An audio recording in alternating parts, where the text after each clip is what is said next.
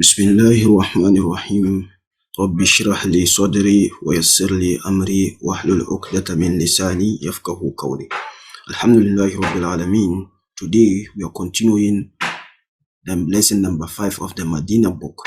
And if you can remember, we're looking at the last lesson we studied. We're looking at some assignments that were given to us.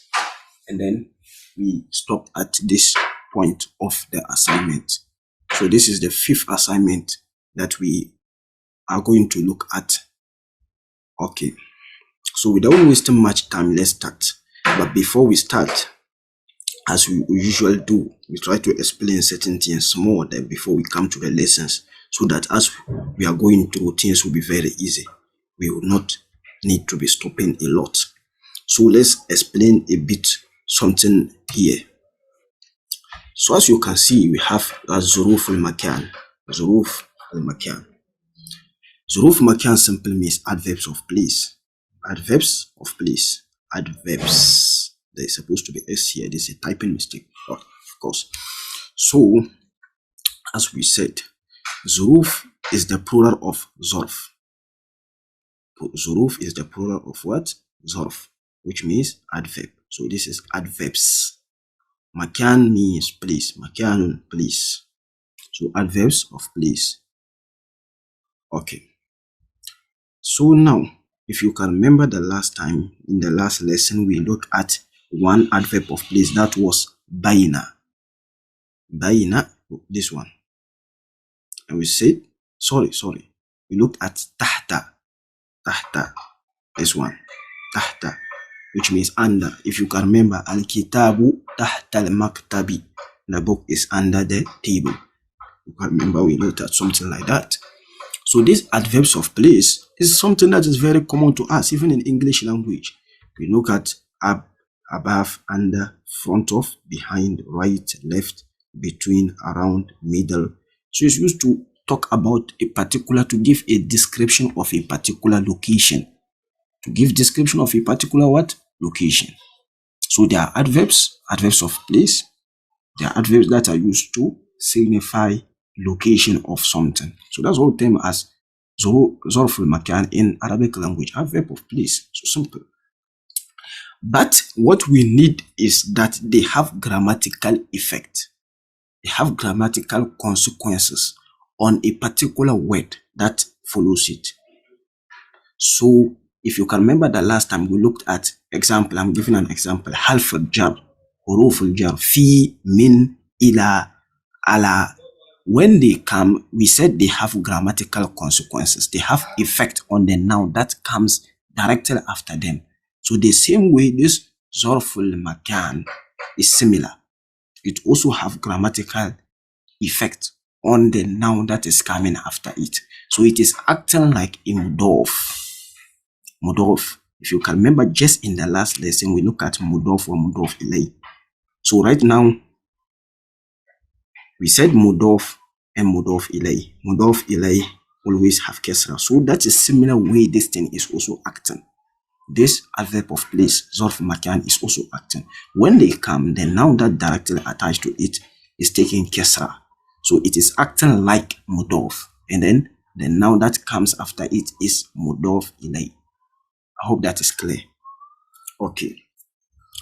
So let me repeat again. When they come, they have grammatical effect on the noun that is following it. And what is it? It will make it to have kesra. It will be what? Majroor. The noun that is coming will be majroor. It will take, kesra on the last letter or whatever. Depends on the form of the noun. Okay.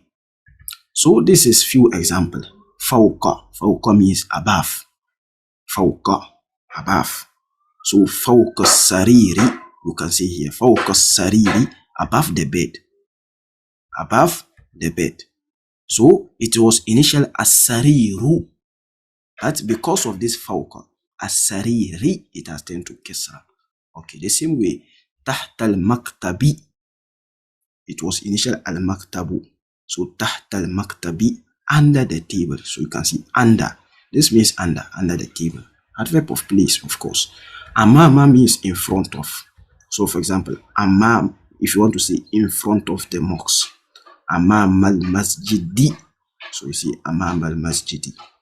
So these are some of them. Fawqa means up or above. Tahta means under. Amama means front of. Khalfa means behind or the back. Yamin. Yamin means the right. When something is at the right side. So Yamin. Yasar means the left. And then Baina, or this one we could have Shimal. And then we have here Baina means between. Baina, between. Baina, between. Hawla, around. Hawla, around. So, for example, Hawla al-Arsh, around the Arsh. So, Hawla means around. Wasata, middle. Wasata, middle. Or wastun, middle. Middle. So, these are few examples or common ones that we have in the Arabic language. So, all are Zuruful Makan. I hope that is clear. So, you put them at your fingertips. Okay. So let's quickly go back to our lesson. So we are starting here. We are continuing from this particular exercise. So what you will do is that we are going to complete here. We are going to make it to have a complete meaning. This is a sentence, but it is not complete. So we are going to fix a noun in the spaces. That will make a complete sentence with meaning. So, for example, here, some dadadash al-bayti muglakun. So, this mudaf ilay, that's why it is having kesra. You can see kesra. Initially, a noun standing alone is not supposed to be having kesra or fatha. The default form is dhamma. So now this kesra means there is something to be here that will affect it. And what is that? What's the name? Mudaf. This signifies this is mudaf. This mudaf. Mudaf ilay. So there need to be mudaf here. So you are putting mudaf here. So something of al-baytu, of the house, muglakun, is closed. Something of the house is closed. So you can put babu. So babul bayti muglakun. Babul bayti muglakun. The house door or door of the house is muglakun, is locked or is closed. Is closed. Is closed. I hope that is clear. Okay. The second one, aina, where is dadadash as-sayyarati, something of the car. The same way this is mudaf ilay. So then we will put in a particular mudaf here. That will make a complete meaning. Where is something of the car? Aina dadadash as-sayyarati. So mudaf ilay, something of the car. So you can put aina miftahul sayyarati. Where is the key of the car? Or anything relating to car, you can put it. Okay. So here, Muhammadun sallallahu alayhi wasallam rasulu. So this mudaf, put mudaf ilay here. So you can put what? Definitely Allah. So Muhammadun sallallahu alayhi wasallam rasulullahi. So here you fix mudaf ilay. Here, dadarash at-tabibi ba'idun, something of the doctor is far. So you can put definitely house. So baytu tabibi ba'idun. Okay. You have here Al-Qur'anu kitabu man? Whose book? Kitabullahi. Mudaf ilay. Khadijatu dadadash hamidun. Khadija is something of hamidun. Is it? Has something of hamidun.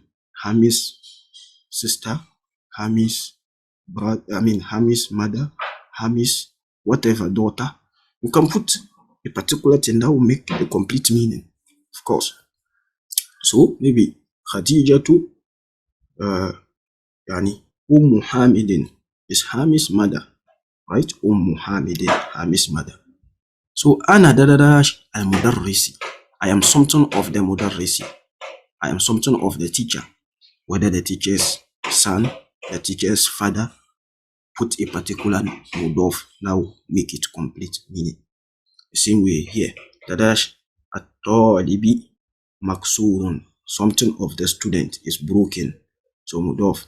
So we can put kalamu talibi maksurun, the pen of the student is broken. Babu, we fix mudaf ilay. This of course mudaf. Babu, something. So we can put madrasa or fasli. Babul fasli, the door of the classroom. Maftuhun is open. Now have here kharaja al-mudarrisu, the teacher left. Min something of the mudir. Min something of the mudir. You can put the room of the mudir. The teacher left from the room of the mudir. Kharaja al-mudarrisu, the teacher left. Min, from. So you can put ghurfatul mudiri, the room, left from the room of the principal. Okay. So this is that for that particular assignment. So we have here again another assignment. They want us to try a lot so that we understand better. صحح يعني التركيبات التالية. So we have تركيبات, phrases. So you are going to correct.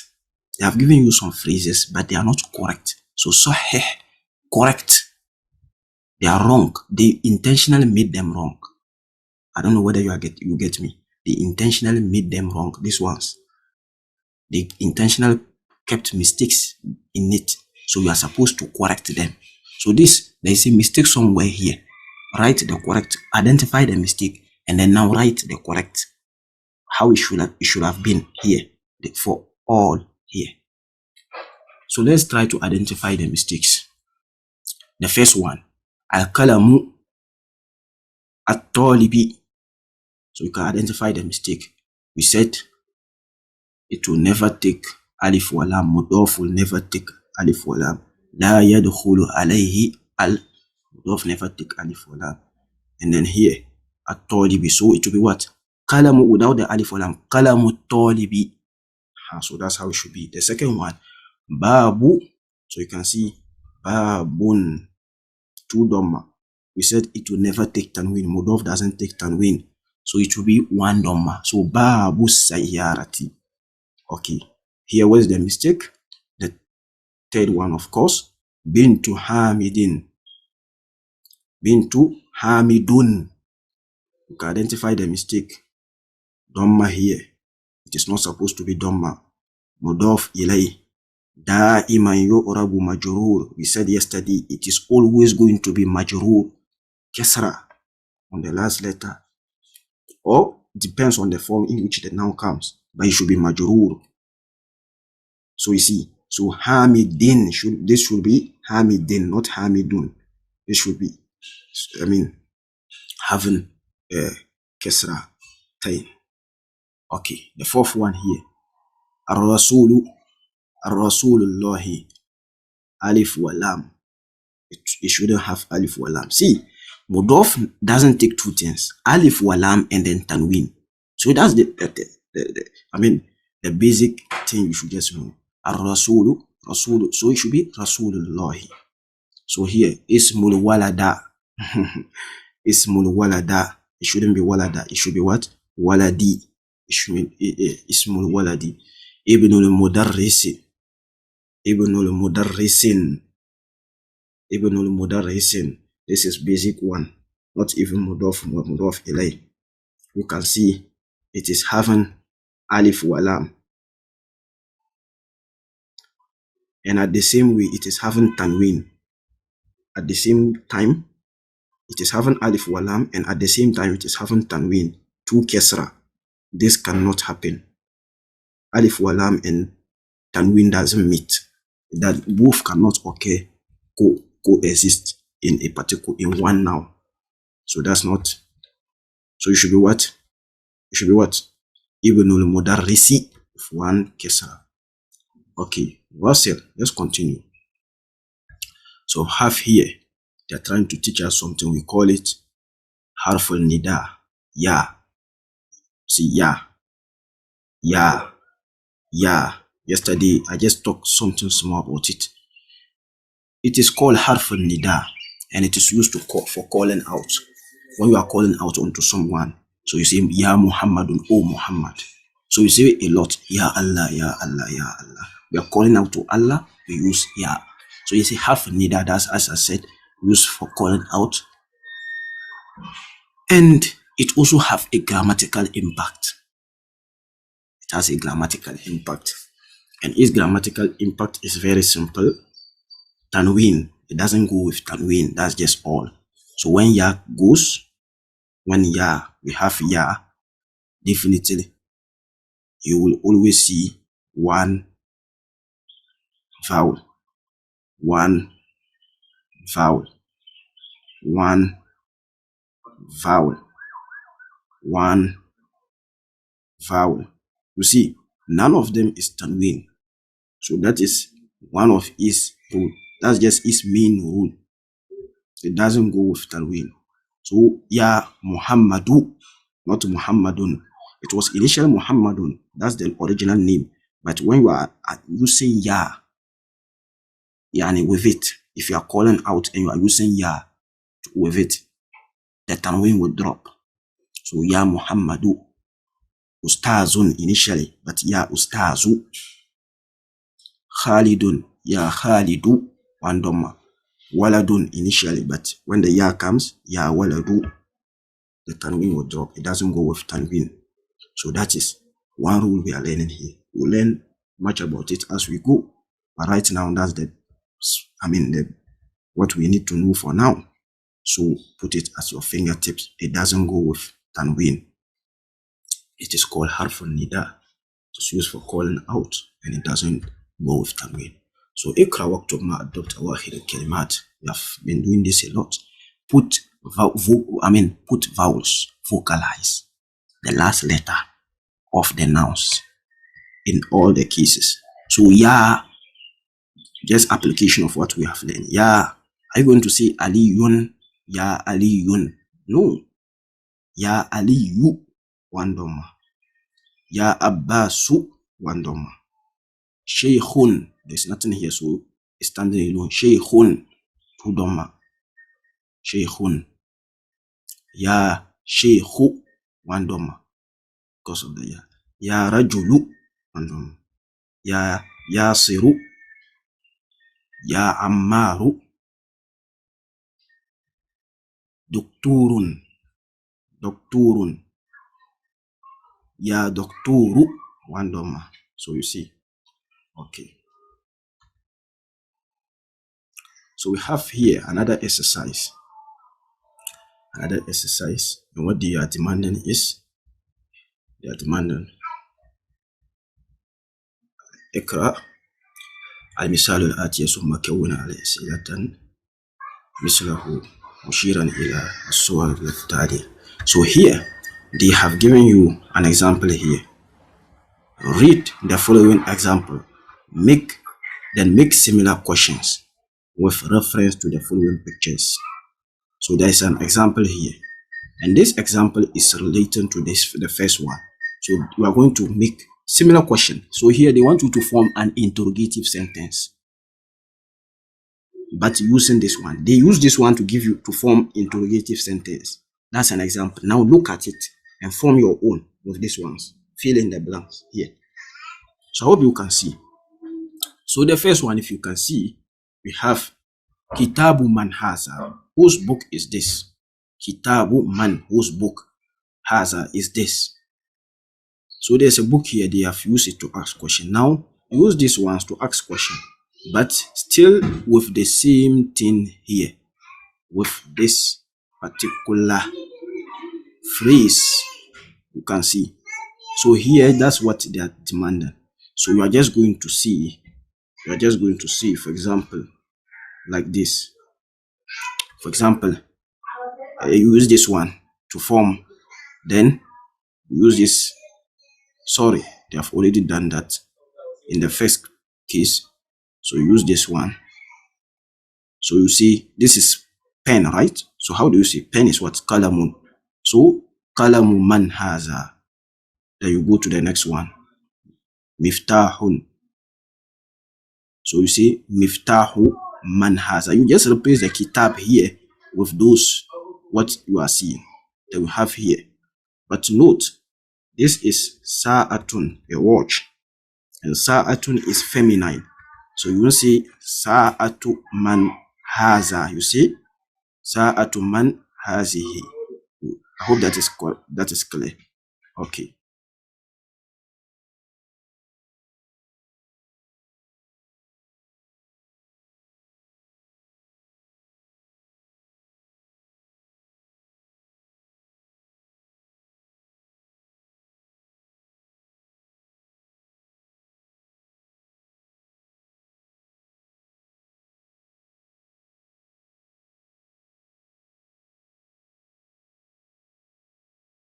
So we are continuing from here.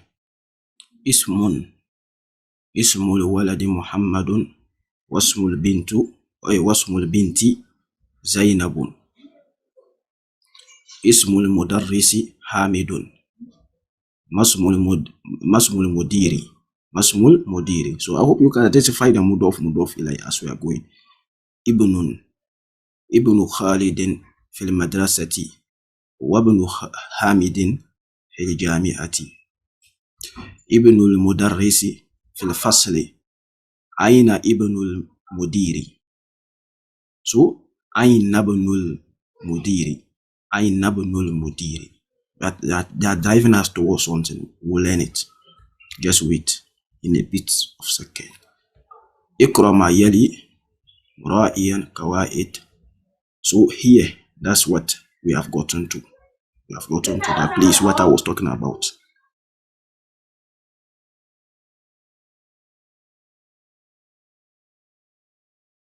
We are trying to learn something that is called Hamzatul Wasl wa Al-Qat'.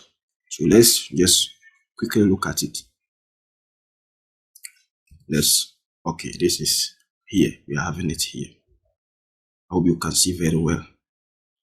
Right? واضح ليس كذلك. Okay, so Hamzatul Wasl or Hamzatul Qat'. This is a very simple concept, very simple concept that we are going to learn. One, we have Hamza. Hamza could be either Wasl or Qat'. Hamzatul, so you see Hamzatul Wasl or Hamzatul Qat'. Hamzatul Wasl means, Wasl means to continue. Hamza of continuation. But Qat' means to cut something. So Hamzatul Qat' is like the Hamza that stops or that prevents something from. So we will see the explanation as we go. But Qat' means to cut something or to block something. So observe something. Hamzatul Wasl, as I said, Wasl means continuation. So the Hamza of continuation. If you observe very well, like the Hamza in the Alif or Lam, this is an example. We are explaining Hamzatul Wasl. We'll come and explain the Qat' also, and then it will be clear. So Hamzatul Wasl. The Alif or Lam, the Alif or Lam we have been talking about, the Alif there and the Hamza there, that's Hamza, is called Hamzatul Wasl. It's called Hamzatul Wasl. Now, this Hamzatul Wasl, it comes at the beginning of a noun. Sometimes in the Alif or Lam, but sometimes it comes it's not only restricted to the Alif or Lam. Sometimes it can come without only in the Alif or Lam. So see here, if it is preceded by another word, it is not pronounced. So it is a type of Hamza that comes at the beginning of a noun, and it is pronounced only if it is, the noun it is appearing inside.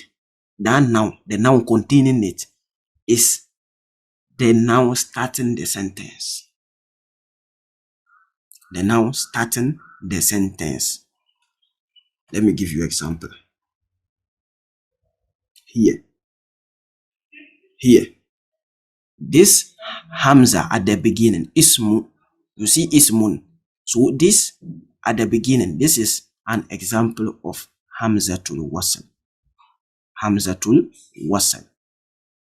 Now what happens is that because it is found in which noun? The noun called Ismu.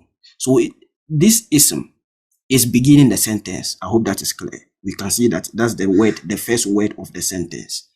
So it is pronounced Ismul Waladi. You see, it is. I'm beginning with A. I'm beginning with E, because of the vowel.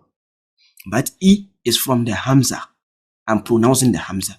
But if this Ismu was not the word, if it was to be located not at the beginning of the sentence, but any other place, this Hamza wouldn't have been mentioned in the pronunciation. Let me give you an example here. You can still see Ism appearing, but it is not at the beginning of the sentence. So here you will see what? I will not say wa ismul binti. I will say wasmul binti. Observe. Was. You see, from the wa, the pronunciation goes directly to the S, the sin. You are jumping the Hamza there. So this is what we call Hamzatul Wasl. It is a type of Hamza which is only pronounced if it is found in a word which is beginning the sentence. So you see, if it is inside a word and that word is beginning the sentence, like here, it is pronounced. It is heard in pronunciation. But if it, other than that, if it is not that, if that word in which it is found is not at the beginning of the sentence, it is not pronounced. It is not heard in pronunciation, like here, wasmul binti. You see, some students would at the beginning level, they will say wa ismul binti. That's correct, but that's not how it should be pronounced. When I'm speaking, you shouldn't say that. So you see wasmul binti. So you see wasmul binti. That's how it is, because it is inside, it is not at the beginning. So it is called Hamzatul Wasl. So here, I'll say what? Ismul mudarrisi. You see I'm pronouncing it. Ismul mudarrisi Hamidun. So you see here, I will not see, so that's why you won't see ma ismul mudiri. Ma ismul mudiri. That's correct. If you say ma ismul mudiri, people will understand. But that's not how it should be pronounced. You have to say masmu. So you see, because the first noun is ma, it's not the ism. So if it is not the beginning, the pronunciation, you will jump that particular Hamza. That particular Hamza. So you see masmu, from the mim, you will take it to the where the school is. So that's why it is called wasl, continuation. So from the ma, you will take it directly to wherever you are seeing the school. So masmu, and you jump it. So this is what we call Hamzatul Wasl. So this is it. It is written this or this way. You see it a lot in the Quran. Either written this way or this way. So we call it Hamzatul Wasl, the Hamza of continuation. It is only pronounced. So we see, if it is at the beginning of this, if the word in which it is at the beginning of a sentence, that's when we pronounce. So you see al-baytu, al-baytu, al. You see al-baytu, I'm beginning with al-baytu. But if I say fil bayti, I will not say fi al-bayti. You see, I will not say fi al-bayti. I will say what? Fil. I will jump it. I will take the fi directly to the lam. So fil. You see. So observe here. If it is preceded by another word, it is not pronounced. Example, al-baytu. You can hear the al-baytu. But observe here. Wa al-baytu. Wa is now attached. It is not at the beginning again. There is something joining to it. In the house. So it will be pronounced as what? Wal. You not say wa al. You not say wa al. That is not correct. You say wal baytu. So that's what we call the Hamzatul Wasl. Now there's something here again. That's the opposite, of course, of it is Hamzatul Qata. So you see why it is called Hamzatul Qata. Hamzatul Qata is directly opposite of it. What happens is that this Hamzatul Qata, you will always have to pronounce it no matter where it is located. You will have to pronounce it. So when you get to it, you can't jump it and go to where the sukun is. You will have to pronounce it. And that is why it is called kata. As I said, kata means to cut. If you are pronouncing and you reach it, it will cut you. You can't jump it. It will stop you. You have to pronounce it. Example. Qul huwallahu. So you see the ahad. You won't say Qul huwallahu. Don't. You can't come and jump it. This one is a Hamzatul Qata. That Hamza, I hope you have seen it. So you can't come and see and come and jump it. And then you go to the ha. You can't come and say Qul huwallahu dun. That's not correct. If you come to it, if you reach it, it will stop. You have to pronounce it. You can't jump it. So that's why it is called Hamzatul Qata. I hope that is clear. And it is written in this. It comes in these various forms. So whenever you see this, that, it is Hamzatul Qata. Any place you see it in a noun, you can't jump it. But these types of Hamza, you may jump it if it is not at the beginning. If something is attached to it, a noun or a phrase or something is attached, you can skip it. You will skip it. But here, so that's what they say. As opposed to Hamzatul Wasl, Hamzatul Qata is always pronounced regardless of its position in the sentence. So I hope that is clear. Okay. So here, what is scholar? So you see, you can see here, what is scholar? This one, is it not what is here? Yes. So that's what is here. What is scholar? Is and when. Is means when. So what is and when, right? So you can say was scholar Rabbuka. You can't jump it and send it to. If it were to be this one, if it were to be this Hamzatul Wasl, this one, we would have just skip it, and then we would have see from the wa, we would have taken you to where the sukun is, and it would have been was scholar. But here it will stop you. Hamzatul Qata. Hamza of cutting. It will cut you. You have to stop and pronounce it. So wa is qala rabbuka. So you see. So that's what we call the Hamzatul Wasl, Hamzatul Qata. Okay. I hope that is clear. Now observe. So let's complete it. We are looking at the last assignment for this lesson. Okay, here is the same thing.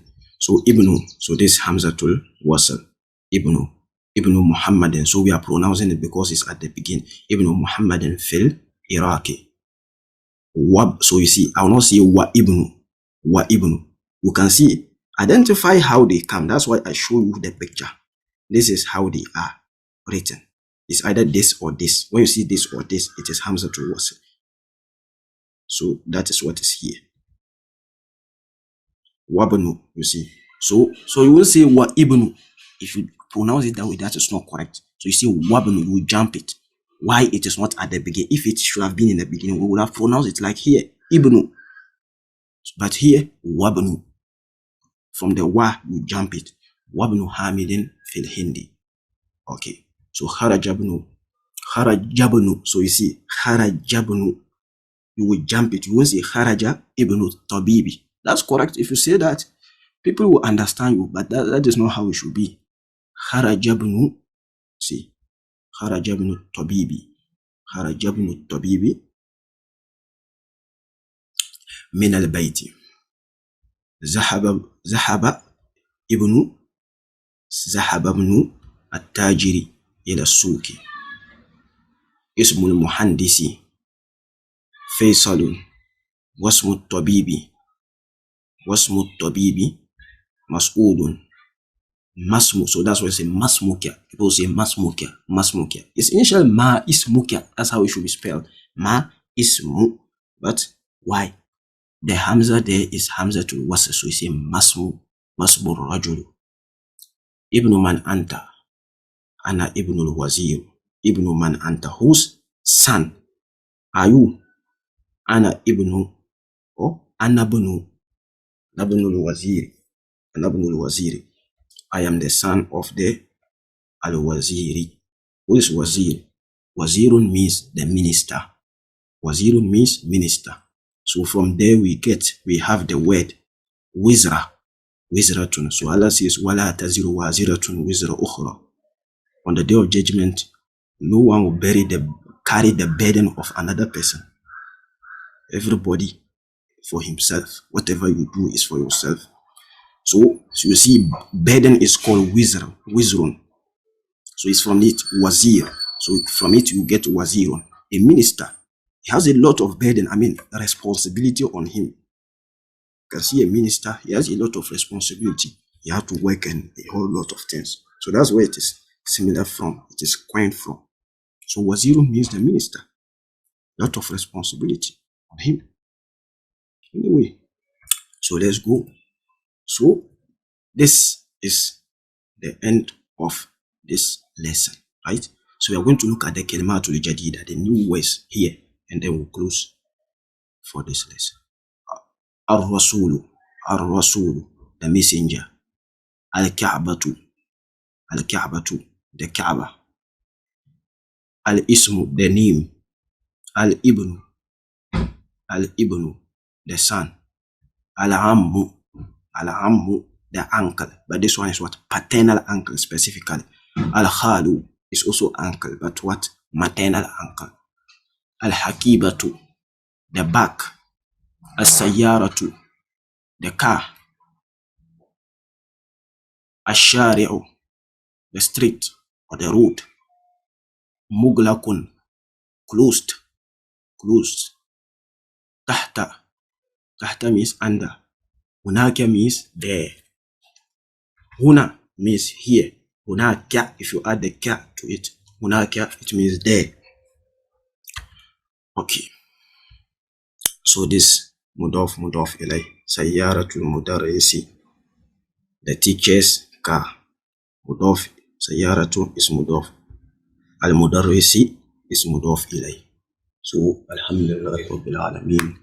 This is the end of the 5th lesson, and we'll continue with the 6th lesson in the next lesson. Jazakumullahu khairan fi hayatikum.